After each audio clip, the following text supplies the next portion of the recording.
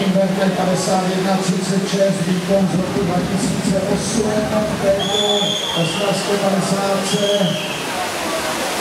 Druhý výkon mistrovství Evropy v Bělehrady, to si Robíjou, už má zakládá Matěj Bobořil z Komenty Brno, kterého to nevidí na startu, ale určitě i Karel Hangovič s ostravským závodník by se chtěl pokusit o splnění tohoto věty pro mistrovství Evropy. Vidím, jak se jim bude dařit, stejně tak se o to budou ukázali David Hudec, zároveň obrázek 3. Zdá se, že Martin Berger zjasní náskokem si pade pro vítězství na 100 metrů volným způsobem a ten jeho čas má hodnotu 51,63. Trošku se nám tam prohodili čísla, rekord 51,36.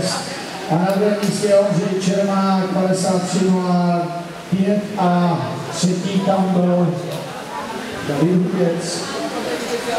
Nevím, jestli jsem to stihl, ale podíváme se ještě za chvíli.